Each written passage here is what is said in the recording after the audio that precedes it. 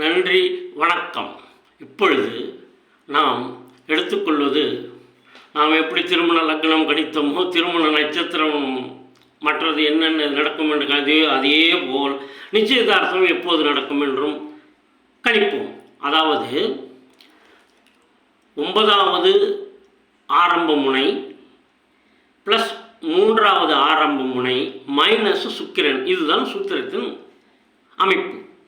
அதாவது நீங்கள் கம்ப்யூட்டரில் ஜாதகத்தை கணித்தால் அவர்கள் பாவம் என்று ஒரு சார்ட் போடுவார்கள். அதுக்கும் அடுத்தது பாவ முனைன்னு போடுவார்கள். 1ஆம் பாவம் எந்த டிகிரியில் ஸ்டார்ட் ஆகுது, அப்போ 12 பாவத்திற்கும் அவர்கள் போடுவார்கள்.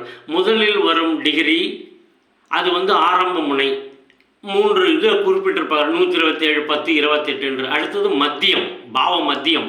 அடுத்தது முடிவு, பாவ முடிவு. இப்படி ஒரு லக்னம் என்று இருக்கும்போது இந்த ஆரம்பம், மத்தியம், முடிவு என்று குறிப்பிட்டிருப்பார்கள். அதில் நீங்கள் இந்த 9வது எண் அந்த பாவத்தின் ஆரம்ப முனை எந்த டிகிரி என்று, உதாரணமாக ஒரு 15, 10, 8 அப்படின்னு ஒரு இது. மத்தியம் என்று வரும்போது அதிலிருந்து அது ஒரு 5 ஒரு டிஃபரன்ஸ். ஆக இந்த 3 குறிப்பிட்டிருப்பார். நீங்கள் அந்த ஆரம்ப முனையைத்தான் எடுத்துக்கொள்ள வேண்டும். அது 9th கஸ்ப் என்பார்கள், 9ஆம் இடம், 9ஆம் பாவ ஆரம்ப முனை. அத்துடன் 3ஆம் பாவ ஆரம்ப முனையை கூட்ட வேண்டும்.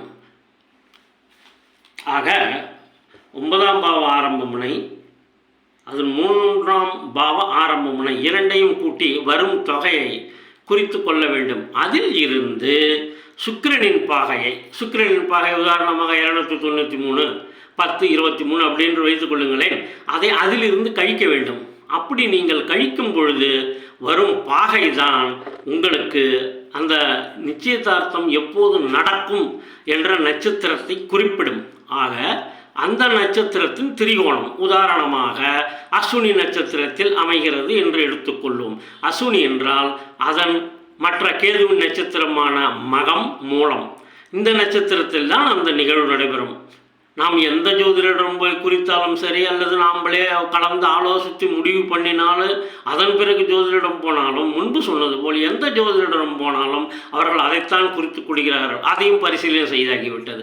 ஆக எந்த நிகழ்வு எந்த நேரத்தில் நடக்கணுமோ அந்த நேரத்தில் அந்த நிகழ்வு நடைபெறுகின்றது. இது உங்களுக்கு மிகவும் உபயோகமாக இருக்கும் என நம்புகின்றேன். நன்றி, வணக்கம். உங்கள் விமர்சனங்கள் வரவேற்கப்படுகின்றன.